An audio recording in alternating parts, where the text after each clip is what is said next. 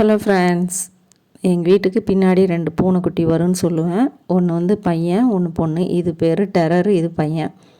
நான் வந்து ஒரு இலை வந்து வேணும்னு அந்த இலையெல்லாம் எடுத்துட்டு வேரோட அந்த குச்சியை போட்டிருந்தேன். அது எடுத்துட்டு அந்த வேரையும் கடிச்சிட்டு அந்த செடி குச்சியெல்லாம் வச்சு மேலே தேய்ச்சிக்கிட்டு விளையாண்டுட்டு இருந்தது.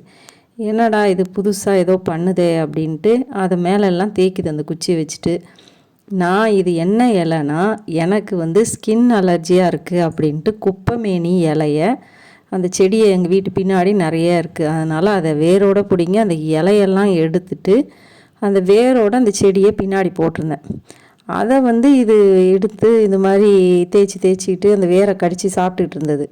சரி, இதுக்கு வந்து அது தேவைப்படுது போல் அந்த இலை அப்படின்ட்டு அந்த செடியை வேரோடு பறித்து மொத்தமாக அதுக்கிட்ட போட்டுட்டேன்.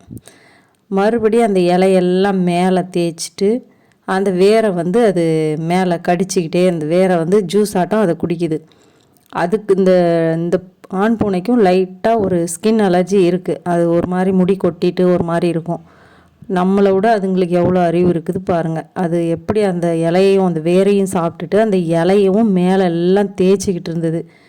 நம்ம வந்து ஸ்கின் அலர்ஜிக்கு இந்த குப்பைமேனி இலை, மஞ்சள், வேப்ப இலை வந்து அரைச்சி நம்ம அதை தேய்ச்சி குளித்தோம்னாலோ இல்லை ஒரு 10 மாதிரி போட்டாலோ அது கொஞ்சம் ஸ்கின் அலர்ஜி கண்டினியூவாக பண்ணுறப்போ சரியாகும்னு சொல்லுவாங்க. அதனால நான் அந்த இலையை பறித்து வச்சுருந்தேன். இப்போ இதுக்காக செடி மொத்தமாத்தையும் அப்படியே பறித்து போட்டேன். அதை வேரை கடிச்சிட்டு அந்த இலையும் மேலே தேய்ச்சிக்கிட்டே இருந்தது பாருங்கள்.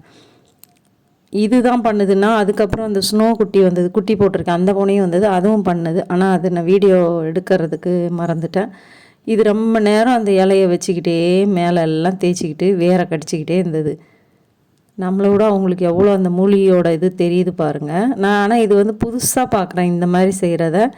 சரி, நான் அந்த செடியை போட்டதுனால நான் கண்டுபிடிச்சேன், ஓ இதுக்கு தேவைப்படுது அப்படின்ட்டு மொத்தமாக பறித்து போட்டுட்டேன். அதை வச்சுட்டு நல்லாவே மேலே நல்லா தேய்ச்சிடுச்சு. வேரையும் அந்த ஜூஸ் மாதிரி நல்லா கொஞ்சம் அப்படியே சாப்பிட்ருச்சு.